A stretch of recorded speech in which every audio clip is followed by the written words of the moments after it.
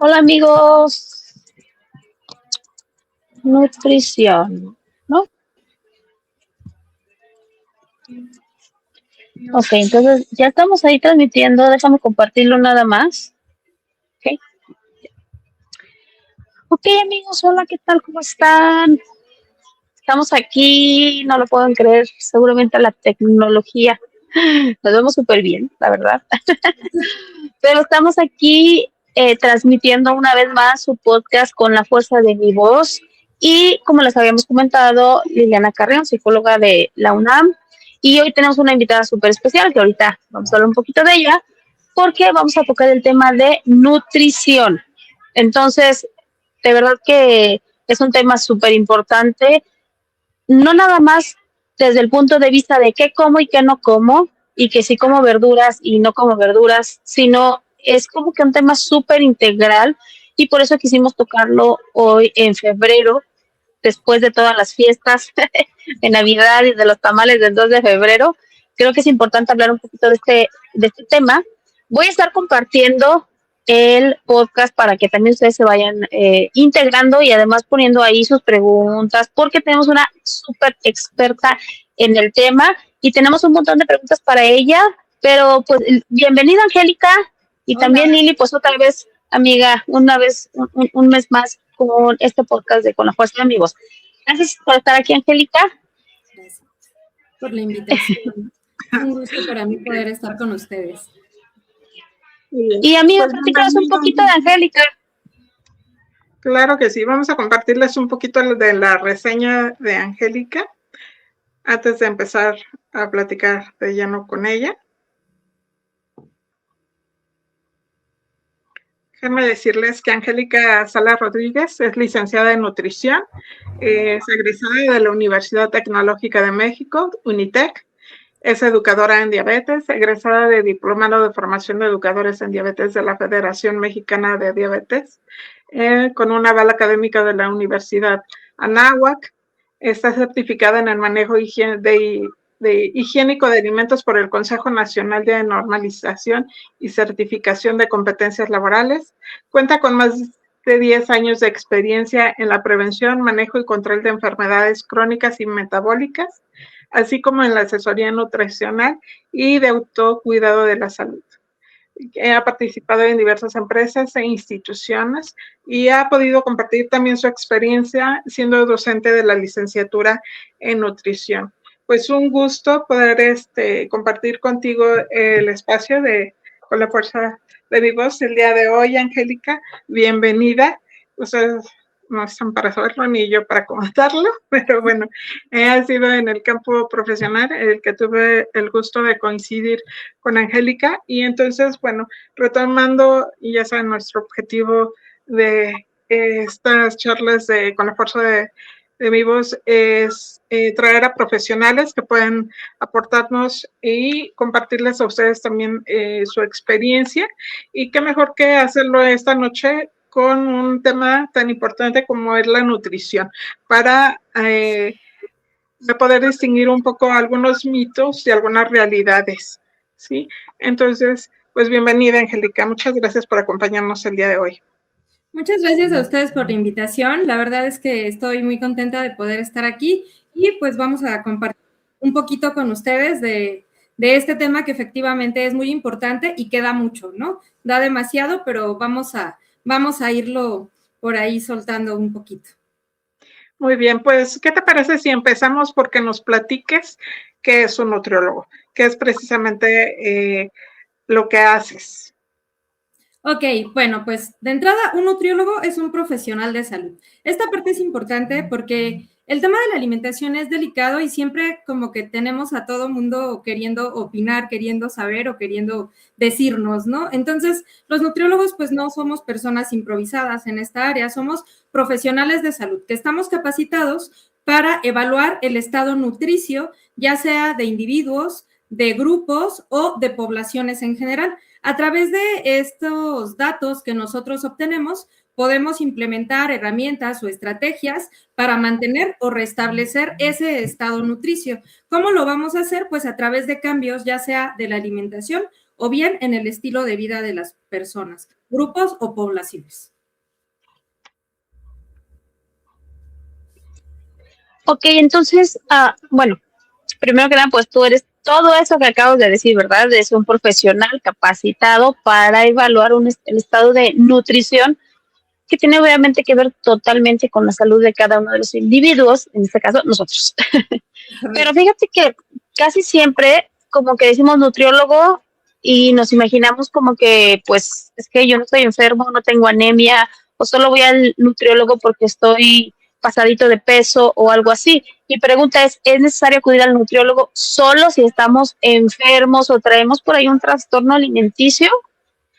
No, para nada. De hecho, la labor del nutriólogo empieza desde la educación, o sea, desde el cómo yo debería comer. Y esto obviamente va a impactar en la prevención, en la corrección o bien en el manejo de alguna enfermedad, de alguna condición o de algo que las personas, los grupos o las poblaciones requieran. Realmente nosotros podríamos acudir al nutriólogo o buscar la asesoría de un nutriólogo en cualquier etapa de la vida, desde que un bebé nace y va a empezar a alimentarse, si pudo lactar bien, cómo va a lactar, toda esta parte de lactancia, o si requerimos alguna fórmula, podemos como ayudar un poquito en esta parte. Si ya vamos a empezar con otros alimentos, bueno, ¿qué alimentos? ¿Cómo nos conviene empezar? ¿Los aceptó? ¿No los aceptó? ¿Tuvimos algún problema? Y así en cada etapa de la vida, ¿no? Después somos niños, adolescentes, cambian los requerimientos, cambia lo que estamos haciendo,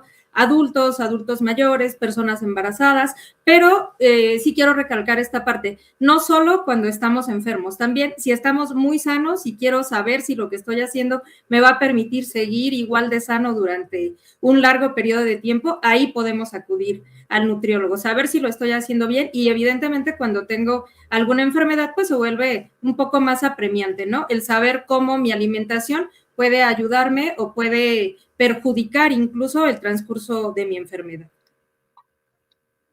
Claro, muchas gracias, Angélica. Y con relación a esto, a mí me gustaría que pudieras sondar un poquito más en general, ¿por qué es importante cuidar nuestra alimentación? Ok, bueno, como les mencionaba cuando iniciamos, la alimentación realmente es un tema delicado para todos los individuos. ¿Por qué delicado? Porque todos comemos, pero todos comemos de una forma distinta. Todos tenemos situaciones, ideas, todos, la alimentación que puede funcionar para mí puede no funcionar para otra persona. Entonces, ¿por qué va a ser importante cuidar la forma en la que me alimento? Bueno, pues porque la alimentación de entrada es la manera en la que yo le doy a mi cuerpo el combustible que va a necesitar para funcionar.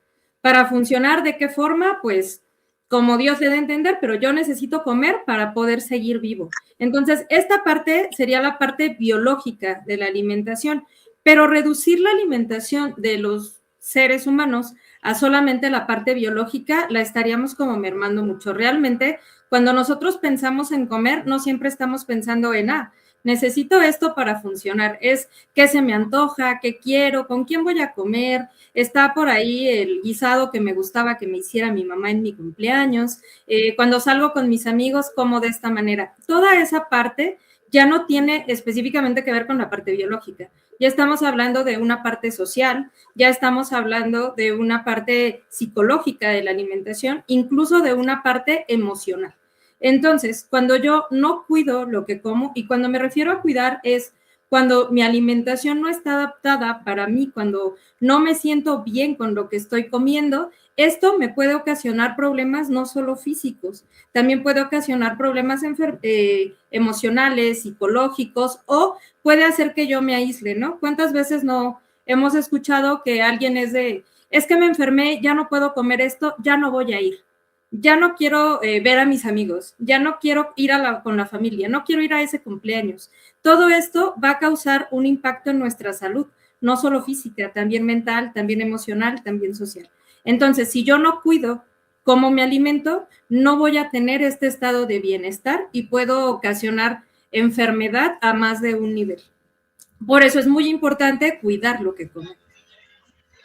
Ok, pero fíjate que siempre hay como que una confusión, perdón, Jenny, siempre, bueno, no una confusión, pero yo siempre tenía como que esa duda, está bien, ¿no? O sea, nosotros vamos a prevenir, vamos a comer sanamente, yo me pongo unas metas, sobre todo a principios del año, ¿verdad? O sea, voy a cuidar mi salud, me voy a poner a dieta, etcétera. Pero siempre como que tengo esa duda, de, a ver, ¿qué es importante? ¿En qué me debo de enfocar? ¿En lo que voy a comer o cómo lo voy a comer? Porque muchas veces come 5 veces, te dicen, come 5 veces al día, no, come 3 veces al día, no, come 3 veces y tienes 2 snacks. Y sabes que mejor no, mejor solo desayuna y hazte un ayuno de 12 cena, ayuno de 12 horas y luego ya, ta. Entonces, ¿qué será lo más importante, Angélica? O sea, ¿qué voy a comer o cómo lo voy a comer? Ok, ambas cosas son importantes. Es tan importante qué voy a comer, así como cómo lo voy a comer. Porque cuando yo estoy decidiendo qué voy a comer, obviamente me va a ser más benéfico elegir alimentos frescos, con alto valor nutricio, que me aporten vitaminas, que me aporten minerales, que me aporten todo eso que yo requiero para estar bien en general. Eso es el qué voy a comer. Ahora, el cómo, ahí se vuelve como menos general. ¿Por qué? Porque el cómo depende de cada individuo, depende de los horarios que tenga, depende de sus actividades, depende incluso de la parte de salud, de cómo se encuentre de salud la persona en ese momento. Entonces, el cómo tiene que ser adecuado para cada persona. Puede ser que la manera en la que tú puedas llevar a cabo tu alimentación, no sé, haces 6 comidas porque tú tienes el tiempo para poder hacer esas 6 comidas, tienes el tiempo para prepararlas, tienes, no sé, manejas tus tiempos de una manera en la que se puede hacer, pero a lo mejor para otra persona es imposible poder hacer esas 6 comidas en el día, a lo mejor solo hace 3 y puede haber alguien para quien el ayuno pueda ser un modo de vida que le permite además estar en paz y etcétera, etcétera, ¿no? Entonces, ¿qué va a ser adecuado? Va a depender mucho de cada persona, pero el cómo también es importante, porque si yo te digo, oye, tienes que comer 6 veces al día, pero no te da, no hay manera en la que tú puedas llevar a cabo eso. Y entonces eso va a generar enfermedad. O yo te digo, o por querer hacer la comidita empiezas a comer muy rápido y eso te causa malestar gástrico. O yo te digo, no, ¿sabes qué? A ti te convendría muchísimo hacer un ayunazo de, no sé, 15 horas y después haces una comida muy variada, muy bonita, a lo mejor el qué está resuelto, los alimentos están muy bien escogidos, pero bueno, tú esas 15 horas ya te la pasaste fatal, te dolió la cabeza porque te pusiste de malas, no aguantaste el ayuno, eso quiere decir que esa estrategia no es para ti. En general, en conclusión, lo que podríamos decir es que todo suma. Importa qué estoy comiendo, pero importa mucho que el cómo se ajuste a mí, a mis necesidades y me permita tener a mi manera de vivir un estilo de vida saludable. Por eso es importante, supongo que es visitar a un nutriólogo que te va a dar las pautas de acuerdo a tu edad, tu peso, tu complexión, etcétera, ¿no? Exacto, tu estilo de vida, si trabajas en ciertos momentos y no puedes comer solo a ciertas horas, bueno, podemos adaptar algo en el traslado, podemos ver si metemos un licuado, fruta picada, ¿qué te conviene a ti? Y por eso también es importante cuando estemos buscando a lo mejor algo para mejorar, buscar la mayoría de veces fracasamos, y lo quiero decir así como fracasar, bueno, aprendemos de la peor manera porque queremos hacer lo que está haciendo mi vecino, pero a lo mejor mi vecino tiene un estilo totalmente diferente al mío. Entonces, o quiero hacer la dieta que está de moda, pero a lo mejor la dieta que está de moda pues, le funcionó a alguien, no necesariamente me va a funcionar a mí. Y efectivamente, un profesional te debe de llevar a que tú descubras lo que a ti te funciona, no necesariamente a que todo el tiempo te tenga que estar pasando como un menú y regresa en 15 días y regresa en 15 días. Puede ser que si a ti te funciona, eso está bien, pero puede hacer que a ti te funcione más el aprender y de esta manera puedas llegar a tus metas. Entonces, sí, efectivamente, se tiene que ir con un profesional que te ayude a individualizar. Claro, en este sentido, a mí me gusta mucho el trabajo que realiza en consulta Angélica porque considera mucho tus necesidades, no solamente alimentación, sino también toma en cuenta tu estilo de vida, ¿no? Que a veces precisamente es lo que te puede llevar como fracasar o a tener éxito, ¿no?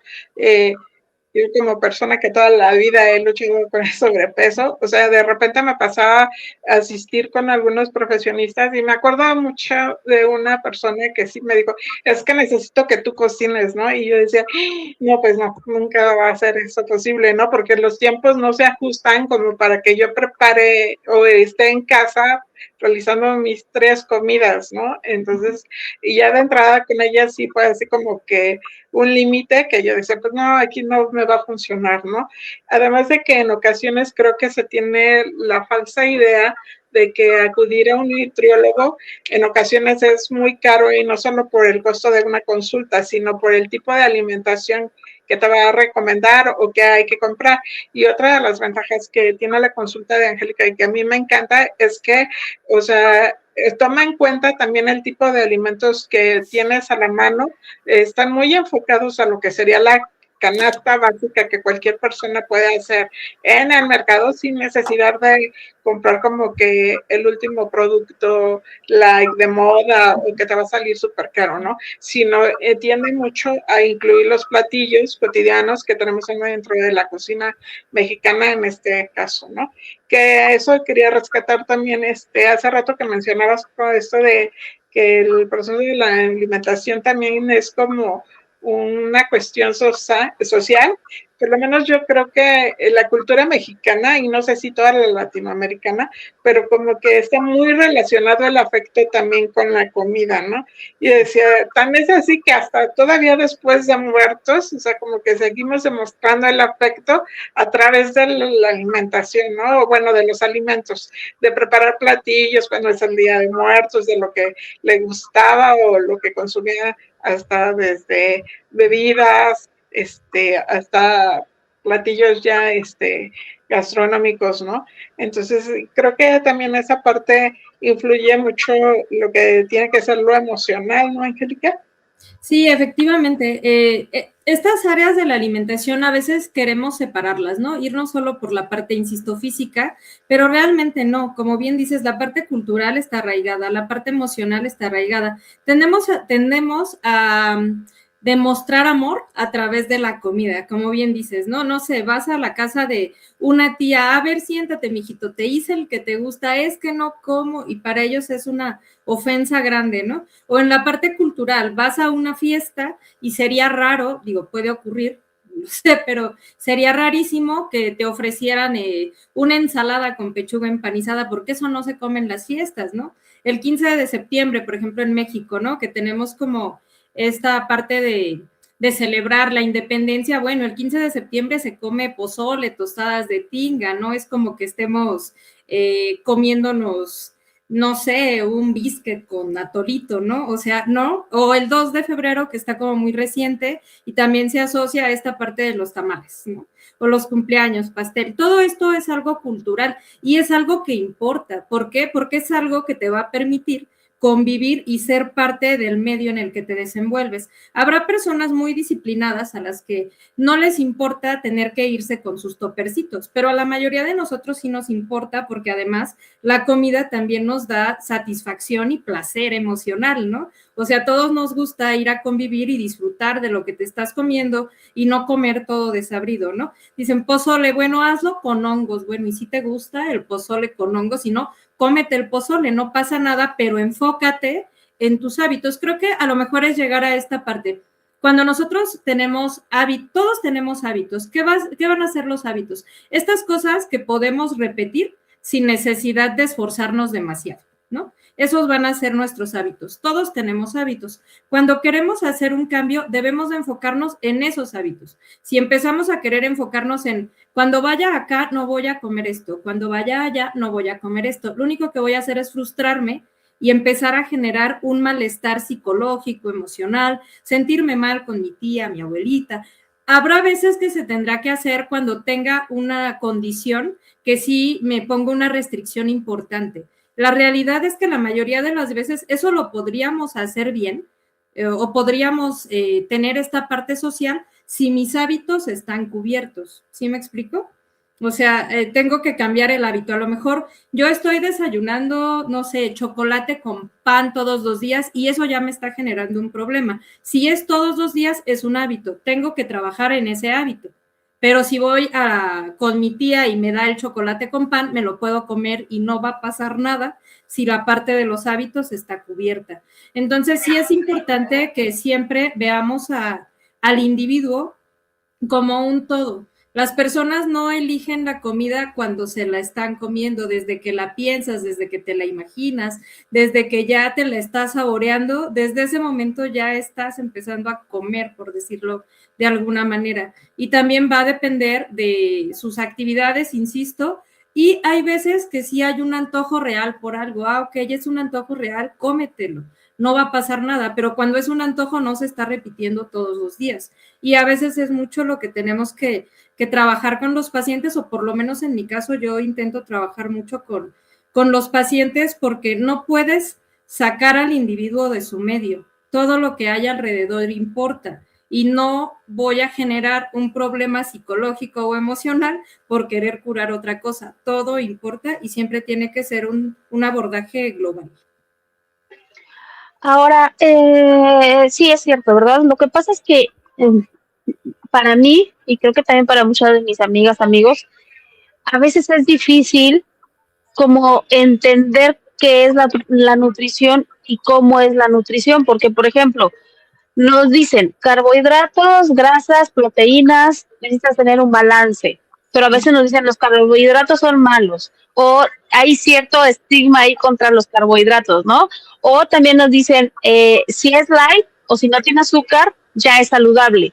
¿Y qué tanto es cierto y qué tanto un nutriólogo obviamente nos va a super ayudar, ¿verdad? Para diferenciar y saber qué carbohidratos buenos, cuáles son los malos, que no nos vayan a regañar como las verduras que ahora están en el TikTok, que nos regañan por todo, no sé si las han visto. Entonces, sí, que no salga la cebolla ahí regañándome de que, diario, una vez a la semana. O sea, pero como a veces siento yo que todos esos conceptos que obviamente ustedes como nutriólogos los manejan de manera muy fácil, ¿cómo podemos tener un entendimiento claro entre carbohidratos, proteínas, grasas? Porque entiendo que todo en exceso es malo, pero ¿cómo podemos entender esos conceptos?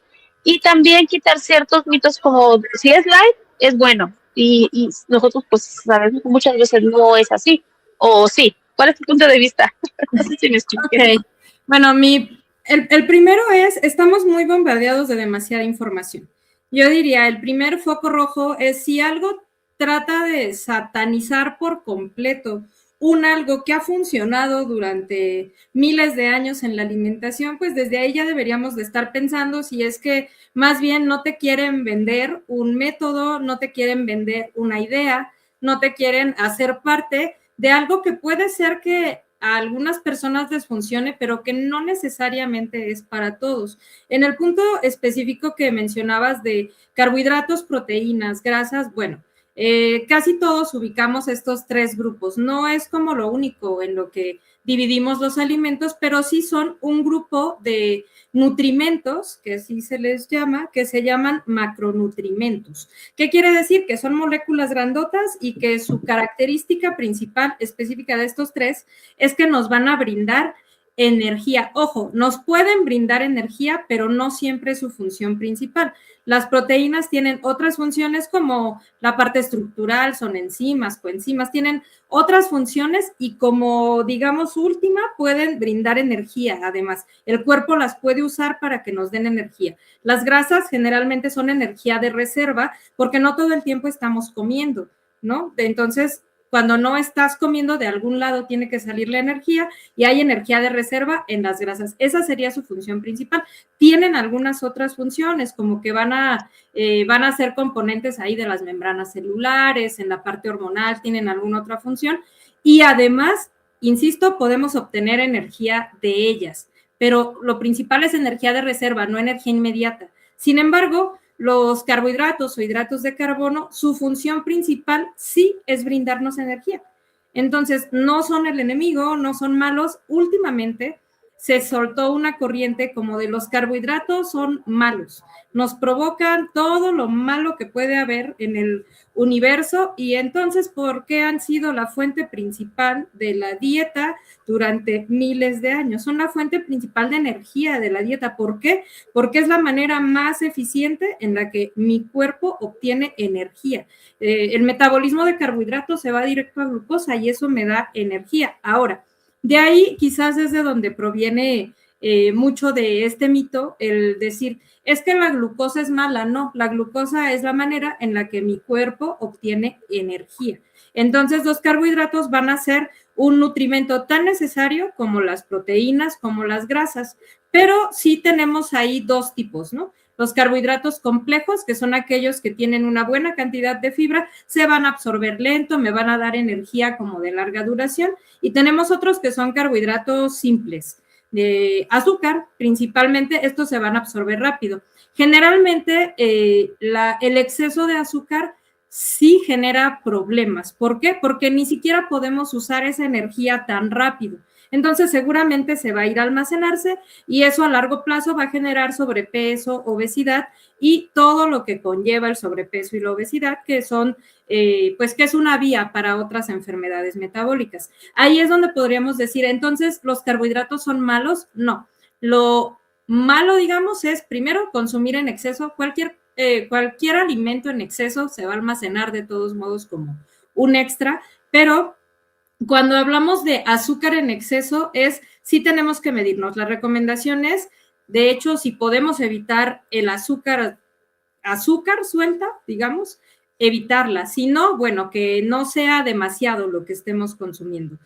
Pero ahí sí tendríamos que preferir los carbohidratos complejos como avena, como maíz, como trigo, amaranto, tapioca, la quinoa, que también se puso de algún modo de moda, la papa, el camote, que también serían tubérculos con una buena cantidad de carbohidratos, las leguminosas, que también tienen carbohidratos y tienen fibra, leguminosas, frijol, lentejas, habas, digo, no todo el mundo sabemos que es una leguminosa, ¿verdad? Entonces, digo, ahí valdría más la pena elegir hidratos de carbono complejos y limitar los simples.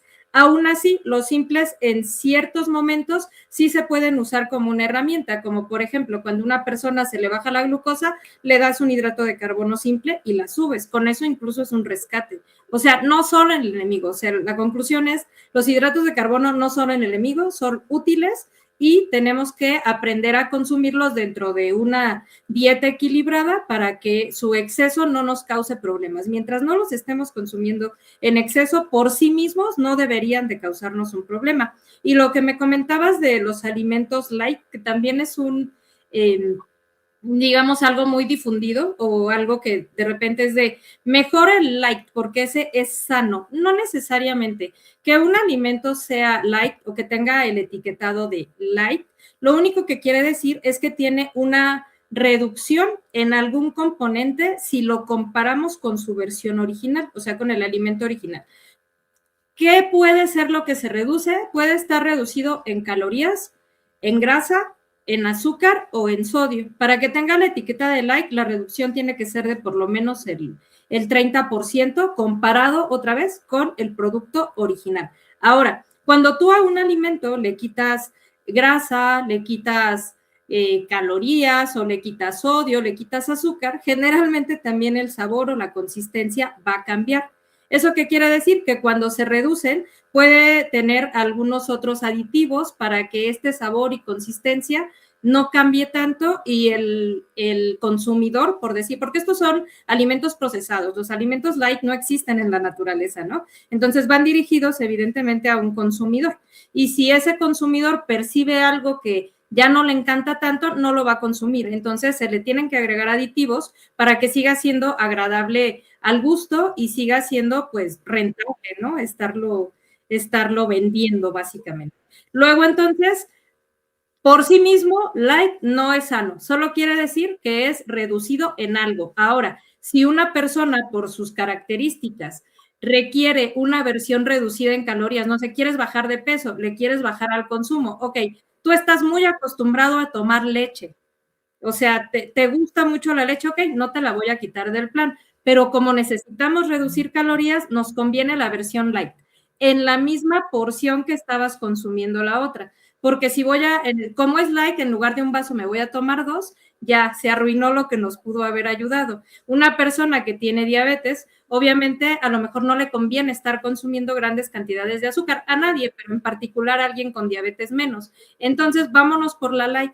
¿Por qué? Porque tiene una reducción de azúcar. En ese momento son funcionales, son alimentos que pueden ser una herramienta para que yo pueda seguir comiendo bien, pero teniendo un beneficio, pero por sí mismos no son saludables. Y si no requieres nada de esto, pues mejor elegir la versión original. Ok.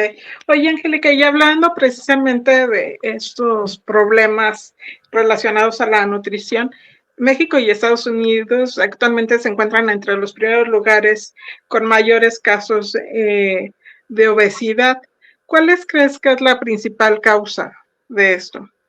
Bueno, esta parte es pues multifactorial, no hay una sola causa, ¿no? No es como que hablemos de una sola causa. Efectivamente, tanto México como Estados Unidos estamos en los, pues nada honrosos primeros lugares en sobrepeso y obesidad. Las investigaciones o las personas que se dedican como a investigar la parte alimentaria en poblaciones, lo que dicen es que nos encontramos en una transición nutricional. ¿Qué quiere decir esto? Pues que estamos cambiando nuestra forma de comer, estamos cambiando nuestra forma de alimentarnos. Si nosotros pensamos hace unos años cómo se alimentaban a lo mejor nuestros papás, nuestros abuelitos, sí vemos una gran diferencia. ¿Por qué? Porque estamos sustituyendo las dietas tradicionales, por decirlos de alguna manera. ¿De a qué nos referimos con dietas tradicionales? A alimentos frescos principalmente, ¿no? Mucha fruta, verdura, leguminosas, a lo mejor carnes, pero no carnes tan procesadas, no carnes que ya vinieran preparadas, sino carnes como normales y aparte con una preparación muy casera, muy tradicional. Como que también eso, ¿no? Cómo se conformaba la familia. Cómo se comía, que también eso importaba. A lo mejor nos sentábamos o se sentaban a comer la mamá con los hijitos y en la cena estaba mamá, papá y los hijos. Y esta parte también se volvía una parte de convivencia. Eso era la dieta tradicional. Actualmente, el estilo de vida que estamos llevando, el cómo han cambiado las familias, el que ya todo el mundo sale a trabajar, el que no hay tiempo para cocinar, pero además sumado a que tenemos una enorme oferta de alimentos ya preparados, de alimentos, ¿cómo lo digo?, muy procesados, de alimentos que no requieren gran cosa, pero que son rápidos de comer y desgraciadamente también a veces son más económicos.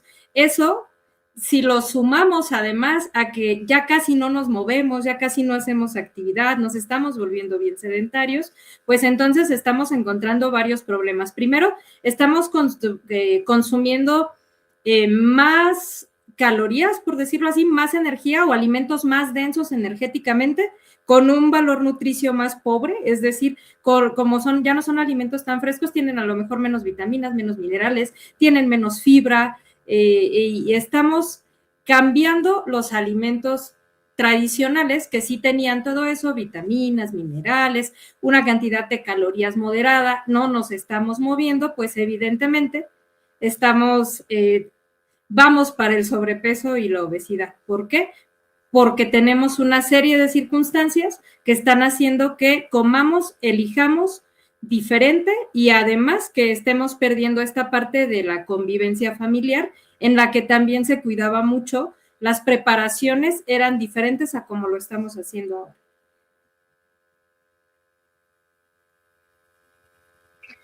Ok, sí, justamente lo que dices en cómo se ha modificado, ¿verdad? La forma de pensamiento en cuanto a la nutrición, pero también el cómo estamos comiendo actualmente, qué tan realmente nutritivo es y cómo nos está ayudando en nuestra salud, porque muchas veces, como tú lo mencionabas, pues el estar inactivos, el comer mucho azúcar, pero también muchos carbohidratos y no quemar esos carbohidratos que son lo que nos da energía, entonces se acumulan y obviamente la acumulación de cosas pues puede traer consecuencias como enfermedades como la hipertensión, la diabetes, etcétera, ¿no?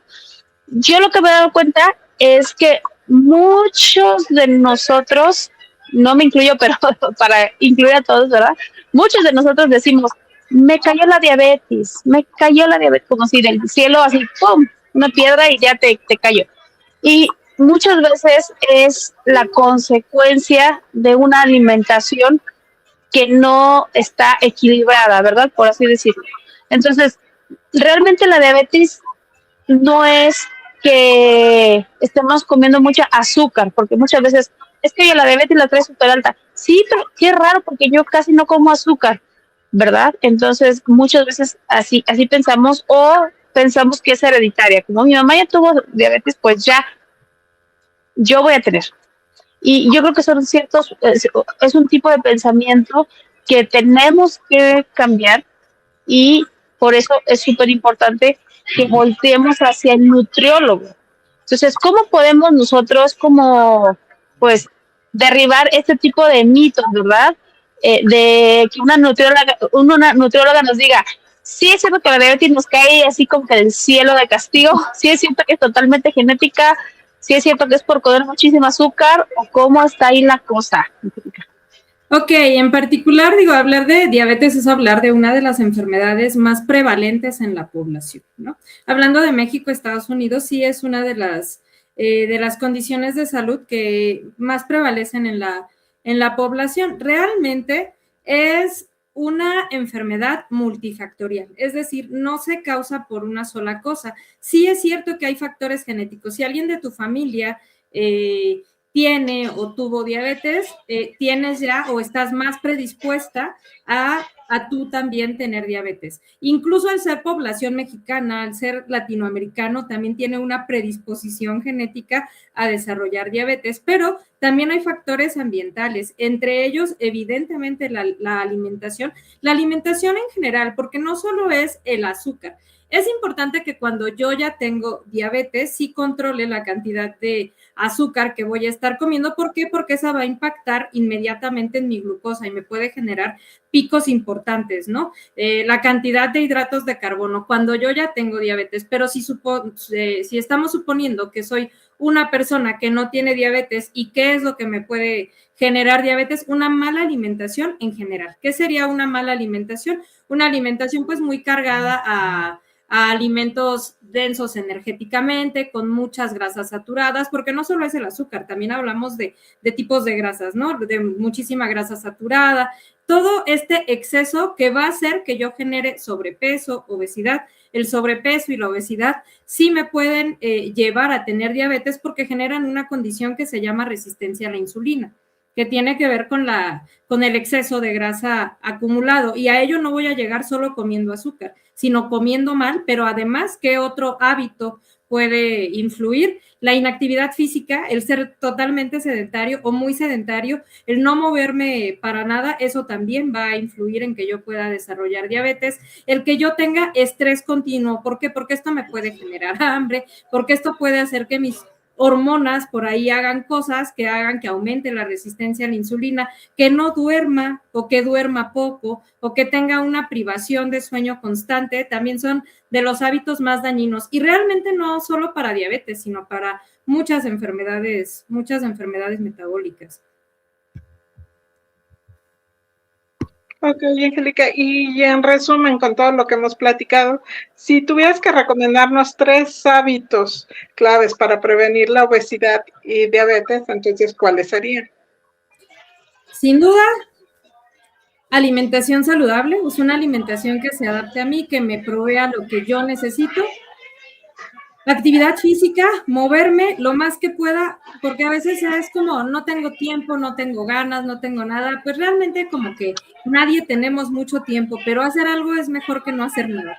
Entonces, moverme lo más que pueda, lo que esté dentro de mis posibilidades.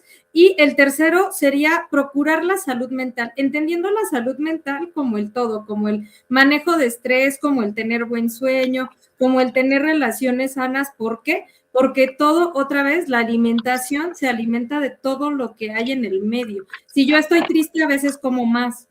Si yo estoy enojado, a veces como más. Si estoy ansioso, me da por comer. Entonces, procurar la salud mental, moverme y tratar de comer lo mejor que pueda, tanto en el cómo elijo como cómo voy a distribuir mi alimentación, esos serían los 3 hábitos: alimentación saludable, actividad física, procurar la salud mental. Y también dicen que vayas a hacer tus compras después de comer, porque si vas con hambre, te empiezas a poner todo, se te antoja y échame esos helados y dame los doritos y o sea, creo que bueno, sí me pasa a mí, la verdad, a veces me pasa de que no, tengo que comer, ya voy satisfecha, entonces voy y compro lo que necesito, pero después con hambre es como que, ay, sí quiero, ¿no? Sí, efectivamente, esos son como tips, ¿no? Sí podemos, obviamente, ir a hacer el súper después de comer, ir con una lista también ayuda, ¿no? Tratar de apegarnos, llevar una lista ya hecha de, ok, voy a necesitar esto es lo que voy a comprar, y tampoco llevar dinero extra, eso también ayuda, ¿no? Sí, Mi otro límite va a ser no voy a gastar de más. Entonces, esos además. serían tips para la hora de ir a hacer las compras que funcionan. Y también sería, o a mí me gusta siempre recargar, que la alimentación sana no tiene por qué ser totalmente restrictiva. Si realmente de repente me quiero dar un gusto, quiero convivir, quiero hacer algo, lo puedo hacer y no debería de generar un impacto grave en mi salud o en algo más, porque es eso, es un gusto, es un antojo. Y la alimentación también se debe de disfrutar. Si no lo estás disfrutando, aunque estés comiendo muy sano, pero aunque estés, o sea, aunque para ti, o sea, ser como el alumno perfecto, palomita, palomita, palomita, pero lo estás dejando de disfrutar, eso tampoco es alimentación sana, porque entonces estamos invadiendo la salud mental y hay que buscar ayuda para tratar de encontrar el punto medio entre disfrutar la alimentación y sentirme como yo quiero estar. Claro, fíjate que también me gusta este concepto. Creo que lo de la salud es algo muy, muy integral. Ahorita mencionabas cómo en ocasiones las emociones pueden influir sobre nuestra alimentación, pero también hay una parte que tiene que ver con la salud mental, que es cómo influye de cómo alimentamos nuestro cuerpo, incluso para esta salud mental, ¿no? El cerebro, igual que en cualquier otro de nuestros órganos, necesita de ciertas sustancias como para mantenerse alerta, como para aprender, ¿no? O sea, requerimos de ciertos nutrientes específicos, incluso para que nuestro cerebro y nuestras emociones también estén como que en un punto sano. Sí, efectivamente, cuando empezamos a solo restringir, la mayoría de veces puedes tener el resultado que quieres, o sea, entendiendo como resultado la parte a lo mejor de controlar el peso, la parte de, mira, esto se metió en los niveles, pero a lo mejor vives frustrado, vives enojado, ya no estás rindiendo, o simplemente restringes alimentos y no estás obteniendo la energía necesaria y ya te sientes cansado, ya te duele la cabeza y obviamente eso va a impactar en todas las áreas, no vas a rendir en el trabajo, no te vas a sentir bien, no te vas a sentir bien contigo aunque estés teniendo algunos resultados esperados. ¿A qué voy? No hay que tomarlo a la ligera, realmente, y siempre insistiré, la alimentación es un tema delicado porque no solo te metes con la parte física, te metes con creencias, te metes con ideas, te metes con la parte social, te metes con absolutamente todo, pero cuando estás bien asesorado, bien acompañado y sobre todo también hay un trabajo multidisciplinario, hay veces que puede llegar un paciente y tú lo escuchas y dices, a ver, antes de empezar conmigo, a lo mejor ve con un psicólogo, ¿no? Y no es que no te quiera ayudar, es que lo primordial ahorita no es que aprendas grupos de alimentos, es que empecemos a manejar desde otra área, a lo mejor la ansiedad, a lo mejor el tema de frustración, a lo mejor el tema de estrés, porque si esta parte no se maneja, va a ser bien difícil avanzar acá y al contrario, si yo le empiezo a meter turbo por este lado, solo te voy a frustrar más, solo puede ser que terminemos peor que donde estábamos. Y aquí vienen muchos de los famosos rebotes, de muchas cosas de, pues es que yo iba muy bien, pero de repente ya no lo pude mantener. Si no se puede mantener a lo largo del tiempo, esos no son buenos hábitos, eso es solo restricción. Los buenos hábitos se pueden mantener a lo largo del tiempo sin generar una frustración grave en quien los padece. Ahora, también es importante decir que esto es con la mayoría de los pacientes ambulatorios. Habrá pacientes que sí requieran un tratamiento que tiene que ser muy estricto por la condición de salud que tienen. Entonces, ahí se va a priorizar la salud sobre lo demás. Ni modo. A alguien, por ejemplo, que le acaba de dar un infarto, no puedo ser permisiva, ¿sabes? ¿Por qué? Porque necesito que esté bien. Alguien que va saliendo de un coma diabético, no podemos ser permisivos, necesitamos en esos momentos ser estrictos. Alguien que tiene cirrosis hepática avanzada, bueno, si me pongo medio barco, pues seguramente va a empeorar antes de mejorar. Entonces, hay condiciones que sí requieren ponernos estrictos. La mayoría de nosotros, para llegar a ese punto, ya tuvimos que haber tenido varias oportunidades donde se pudo haber trabajado un poquito más despacio. Y ese es el punto donde tenemos, ojalá todos llegáramos en ese abordaje, donde podemos ir tranquilos y cambiando hábitos de a poquito, porque eso a largo plazo es lo que mejor funciona. Ok, Angélica. Oye, y con relación a esto que estabas diciendo también de las costumbres, ahorita nos gustaría plantearte una serie de frases que a veces vamos escuchando y culturalmente nos vamos familiarizando y creyendo que son en realidad ciertas cuando son algunos mitos. A ver, la primera de ellas va a ser, y tú nos vas a decir si es un mito o es realidad y por qué, ¿no? Okay. La primera sería, ¿saltarse comidas ayuda para bajar de peso? Mito. Para bajar de peso, lo que necesito es tener algo que se llama déficit calórico. ¿Qué quiere decir el déficit calórico? Consumir menos calorías de las que gasto. Si yo consumo menos de lo que gasto, voy a bajar de peso. Entonces, saltarme comidas ayuda a bajar de peso, depende. Si eso te genera déficit calórico, puede ayudar. Pero si te saltas una comida para llegar a la siguiente comida con un hambre feroz y te estás comiendo lo que te hubieras comido en las dos comidas y hasta un poquito más, probablemente no vas a bajar de peso, hasta vas a subir. Entonces, no, saltarse comidas no ayuda a bajar de peso. Para bajar de peso necesito déficit calórico. Ok, siguiente. La fruta engorda después de comer. ¿Mito o verdad? No, también es un mito. Aquí estamos como del otro lado. Para engordar o bueno, subir de peso, lo que necesitamos es comer más de lo que gastamos. Lo que sea, si yo estoy comiendo verdura, carne, tortillas, lo que yo consuma en exceso me va a subir de peso. Las frutas por sí mismas no suben de peso. Si las frutas las estoy usando como el postre dentro de una alimentación que es adecuada para mí, al contrario, las frutas son un excelente alimento que nos da energía, vitaminas, minerales, antioxidantes, buen aporte de fibra, además son ricas, que a todos casi nos gustan las frutas. Entonces, no, la fruta no engorda después de comer. Para subir de peso necesito comer de más y eso es todo. A ver, yo quiero decir la que sigue porque me da mucha risa. Dice, el agua con limón en ayunas elimina la grasa. Pues ni que fuéramos trastes, ¿no? Bueno, no sé, mito o realidad. Si no para empezar a probar. Pero también se puso como muy de moda, ¿no? No hay ninguna información, no hay ningún estudio que demuestre que el agua con limón por sí mismo nos ayude a eliminar la grasa. Nos va a aportar lo que aportaría el agua y el limón, que es nos va a hidratar, nos va a dar vitamina C, algunos antioxidantes, pero es lo que nos va a aportar. No hay ningún estudio certero que diga que el agua con limón nos va a ayudar a eliminar la grasa, ¿no? Incluso si hay estudios que dicen que puede causar acidez en personas sensibles. Okay. A ver, la que sigue también, que de repente pareciera una moda. La miel es mejor que el azúcar. ¿Cierto? Ok, también es mito. Digo, aquí habría como que separar, ¿no? La miel es un alimento que además de azúcar va a tener ciertas trazas de vitaminas, minerales, antioxidantes, pero ojo, poquito.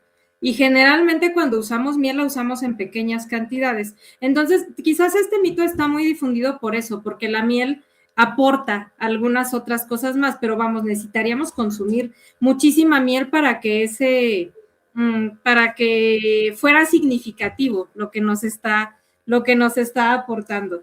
Vino mi hijo a saludar, perdón.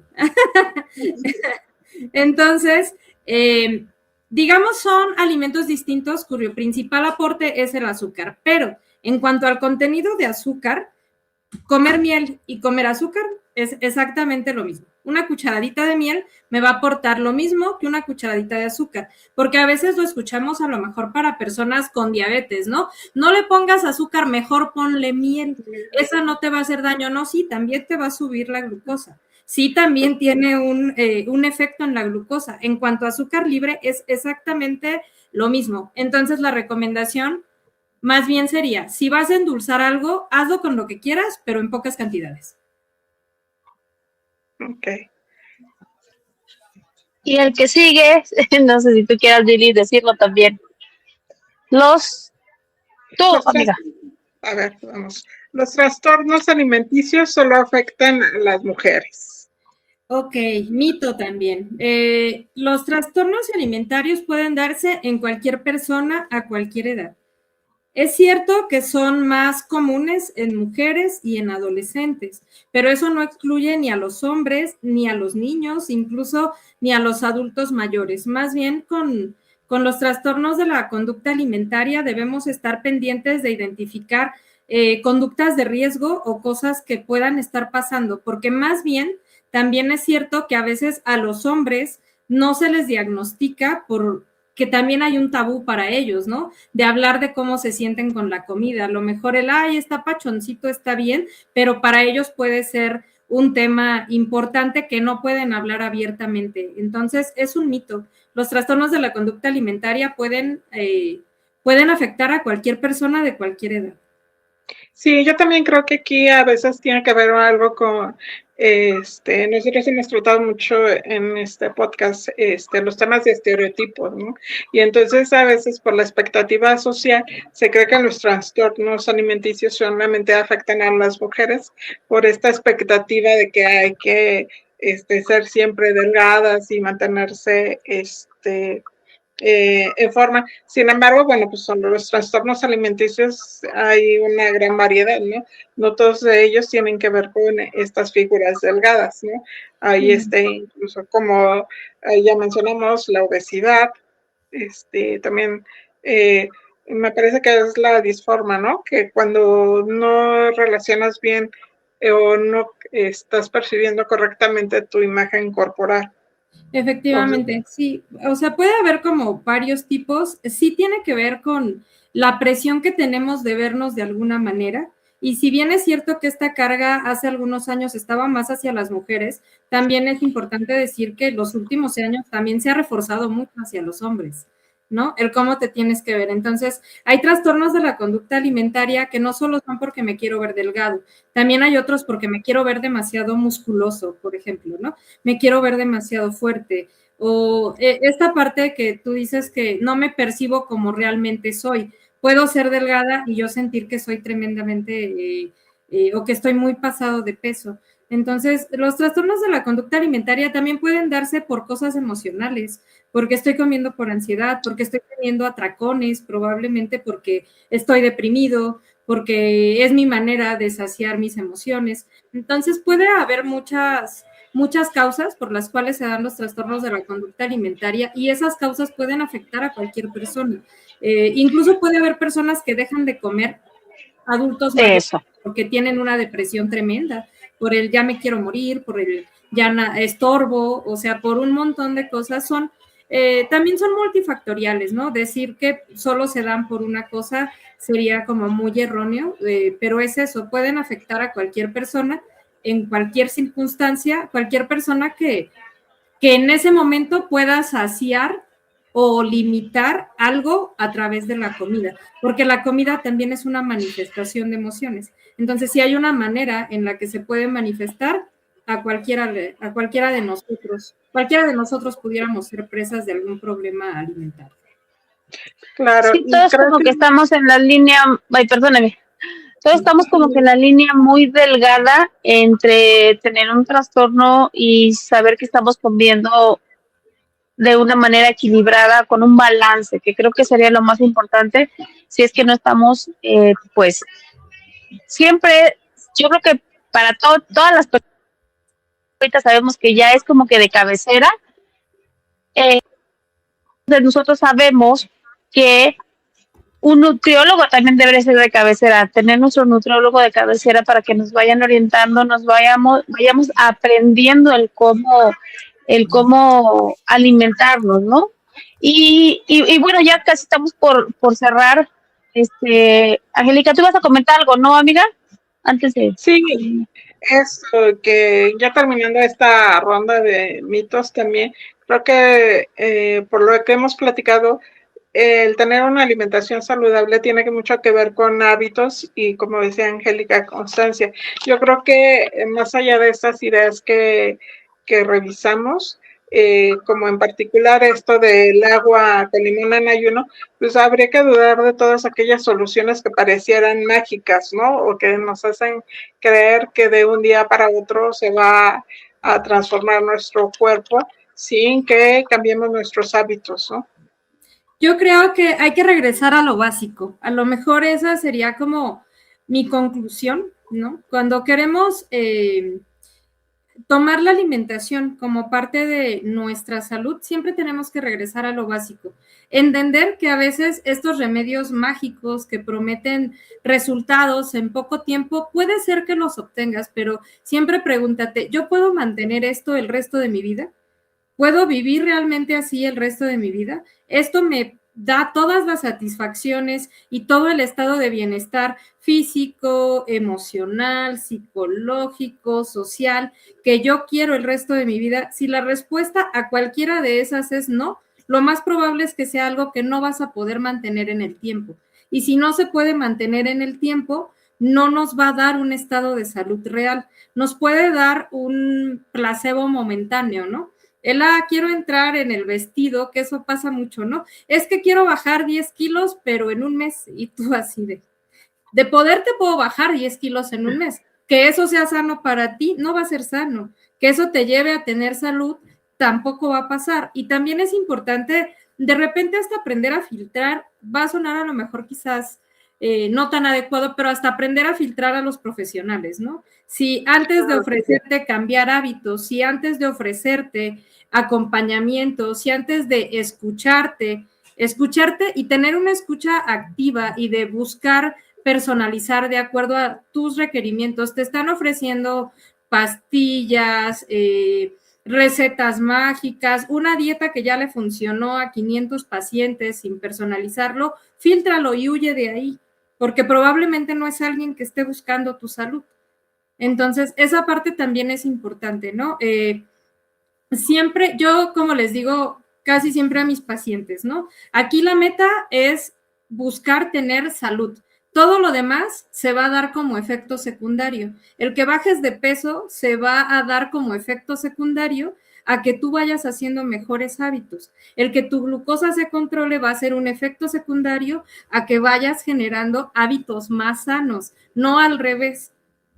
No te vamos a bajar, o sea, no vamos a estar buscando el peso. El peso es un efecto secundario, no es lo que estamos buscando. Porque si estás buscando eso en particular, probablemente te vas a frustrar en el camino y lo vas a abandonar de alguna manera. Pero es importante otra vez, primero tener disposición, porque cambiar hábitos no es fácil. Cambiar hábitos también requiere mucha disposición del paciente y empezar por esos pequeños cambios, pero que sí se puedan mantener a lo largo del tiempo, es lo que nos va a procurar un estado de salud consciente, real y a largo plazo. Ok, Angélica.